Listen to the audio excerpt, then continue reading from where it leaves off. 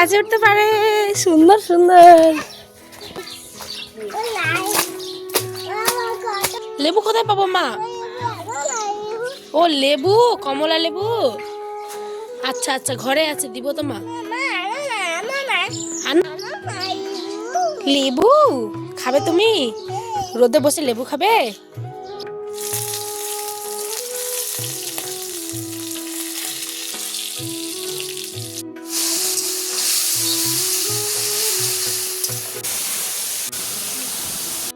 Hello বন্ধুরা, welcome back to my new video. তোমরা কেমন আছো? সকলে আশা করছি অনেক ভালো আছো, অনেক অনেক সুস্থ আছো। তো দিনাজপুর জেলার ছোট্ট একটি গ্রাম থেকে আমি পায়েল নিয়ে আবারও হাজির হয়েছি সুন্দর একটি ব্লগ।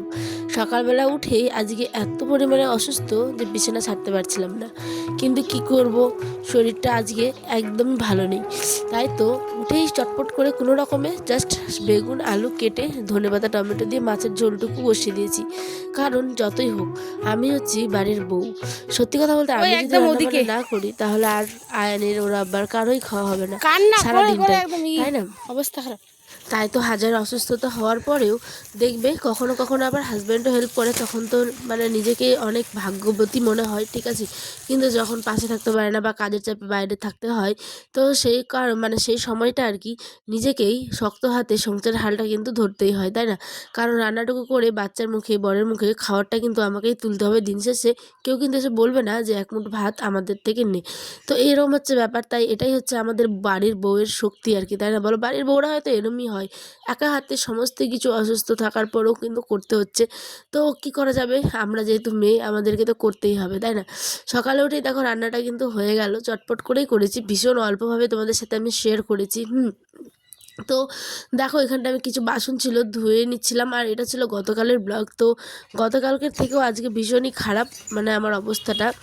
তো আমি গলা বারবার আমি তোমাদের সাথে কথা বলছি, মনে হচ্ছে গলাটা শুকিয়ে আসছে ভিতর থেকে, এরকম মনে হচ্ছে। অতিরিক্ত পরিমাণে সর্দি আর হচ্ছে গিয়ে জ্বর হালকা হালকা। তো এখন যাচ্ছিলাম হচ্ছে মাংস আনতে, কাল যেহেতু ছিল শনিবার, তো শনিবার করে আমাদের মাংস নেওয়া হয়। তো সেই কারণেই যিনি মাংস আনেন মানে নানা শ্বশুর হবে, নানা সম্পর্কে, তো ওনার কাছেই যাচ্ছিলাম আনতে শনিবার করে।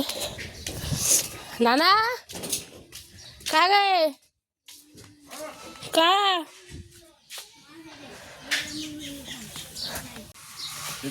হ্যাঁ হ্যাঁ, হাফ কেজি হলেই হবে। দেখো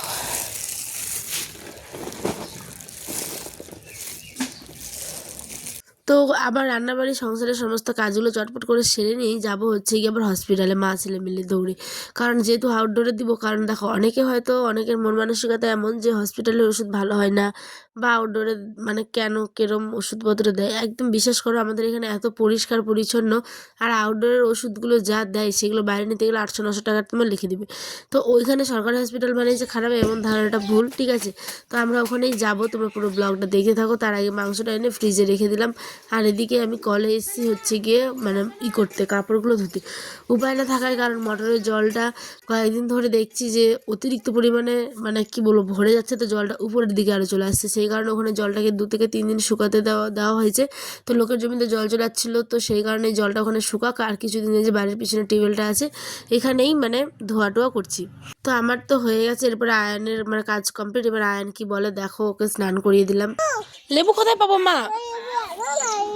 ও লেবু, কমলা লেবু। আচ্ছা আচ্ছা, ঘরে আছে, দিব তো মা। আনবো তো শোনা, আনবো তো। তুমি স্নান করলে? আজ আমার দিকে দেখো, হাজি শিয়ালটা আসছি, শিয়ালটা আসছি মা। আব্বু আনবো আনবো আনবো আনবো। আচ্ছা চুপু আমার সোনা মামাটা রে, ডিজি ডিজি ডিজি ডিজি। ওই বায়না ধরেছে লেবু খাবে, জানো তো। আমার বাড়িতে তখন লেবু ছিল না, অন্যদিন আবার ওর বাবা আনে, কিন্তু ওই দিন আবার ছিল না। আর যেহেতু ওরও সর্দি কাশি, তাই ওরও ওষুধ নিব। তো সেই কারণে দেখো আমি এখন ভয় দিচ্ছি। রোদে বসে লেবু খাবে? ঠিক আছে আমি আনছি, আনবো তো শোন, আনবো তো। তুমি একটা কিস দাও তো, এরকম করো। তুমি একটা আপ দাও, ও একটা চুমু দাও, একটা চুমু দাও, একটা চুমু দাও। এদিকে দেখাও। বাপ, ভয় পেয়ে গেছে তো বন্ধুগুলো। আয়ন ভয় দেখাচ্ছে দেখো। বাবা এরপর কি হয়তো তোমরা বুঝতে পারছিলে না আমার গলার আওয়াজ শুনে, কিন্তু দেখো ওকে যদি লেবু দিচ্ছিলাম না ওই আঙুলটা আমার কামড়ে ধরছিল। তো কি বলবো, অসুস্থর পরেও যখন মাথাটা প্রচণ্ড পরিমাণে ধরে থাকে, যখন কিছু মানে ভালোই লাগে না কোথাও তাকাতে বা কথা বলতে, তখন দেখবে ছোট্ট সোনা বাবা যখন তোমার মানে গালে মুখে হাত দিবে, তখন একটা অন্যরকমের শান্তি। তখন মনে হয় হাজারো অসুস্থ থাকার পরেও বা মাথা ব্যথা থাকার পরেও ওর জন্য আমাকে দাঁড়াতেই হবে, এরকম একটা ব্যাপার। তো আমি এখানে টোটো ধরার জন্য দাঁড়িয়েছিলাম। তো টোটো একদমই পাওয়া যাচ্ছিল না, যেহেতু দুপুরবেলার দিকে বেরিয়েছিলাম। আর আমাদের পাশে আমার এক ননদ হবে, তো ওও যাচ্ছিল আমার সাথে, দেখা হলো রাস্তাতেই। তো বললাম চল একসাথেই যাই। তো এদিকে ওরও দুটো বাচ্চা নিয়ে দাঁড়িয়ে আছে, আর আমি এদিকে দাঁড়িয়ে আছি আয়ন সোনাকে নিয়ে, ঠিক আছে। এদিক দিয়ে টোটো আসবে কখন যাব, এই ভাবনা চিন্তা করতে করতে আমার প্রচণ্ড আরও বিরক্ত লেগেছিলো। কারণ একদমই মানে যখন বিশেষ করে সর্দি আর মাথা ব্যথা থাকে তখন কোথাও বাইরে যেতে ভালো লাগে না, মনে হয় মুখ গুজে বালিশে শুয়ে থাকি। তো অনেক অপেক্ষার পরে দেখি একটা টোটো আসছে, ওকে বললাম যে যাবে, তো বলছে হ্যাঁ যাবো। তো আমি বললাম চলো, এই বলে উঠে বললাম মা ছেলে মিলে। আয়ান তো ভীষণ পরিমাণে খুশি হয়ে গেছে, ওই মানে ও ভাবছে ওই নানি বাড়ি যাচ্ছে এরকম অবস্থা। তো ওকে তারপরে আমি বললাম যে না আমরা এখন ওষুধ আনতে যাচ্ছি, তখন থেকে ওই মানে একটু মুখটা গোমড়া করেছিল, আবার ঠিক হয়ে গেছিলো। তো এই যে আমাদের গ্রামের পরিবেশ, কাদা মাটি জল সমস্ত কিছু নিয়ে একটা গ্রাম। আর এখানে সরস্বতী পুজোর জন্য প্যান্ডেল হয়েছিল অনেক। আর এইদিকে দেখো মানে কি বাউল গান হবে আর কি, সেই কারণেই অনেক অ্যারেঞ্জমেন্ট করছিল ওরা। এদিকে পুকুর দিঘি সমস্ত কিছু পার করে কিন্তু আমরা চলে গেলাম হসপিটালটা এত পরিষ্কার, কিন্তু ওখানে আমি ভিডিও করিনি, কারণ সব জায়গায় করা যায় না জানোই তো। তো এখানে দেখো আউটডোরে দেখে কিন্তু ওষুধ নিয়ে নিলাম। দেখো আয়ানের আমার কতগুলো করে ওষুধ লিখেছে, একদমই ফাঁকা থাকে তো ওই জায়গাটা আর কি, আউটডোরের ওখানটায়। তো ওষুধ সঙ্গে সঙ্গে নিয়ে কিন্তু বেরিয়ে পড়লাম। তারপরে আয়ান বলছে মা আমি চকলেট খাবো। তো কি করা যাবে, ওকে যে দুটো মানে ডেয়ারি মিল্ক টাইপের নিয়ে দিয়েছি। চকলেট নিয়ে দেওয়ার পরেও কিন্তু আমি আয়ান সবাই মিলে এবার বাড়ির দিকে যাই। আর ভালো লাগছে না, মাংস নিয়েও কিন্তু রান্না করতে পারিনি, মাংসটা ফ্রিজে রেখে এসেছি, এখনও আমি রান্না করে উঠতেই পারিনি, ঠিক আছে। ওটা আমি তোমাদের কালকের ব্লগে অ্যাড করে দেবো, ঠিক আছে। তো টাটা, সকালে ভালো থেকো, সুস্থ থাকবো, দেখা পাবো ব্লগে, টাটা, আল্লাহ হাফেজ।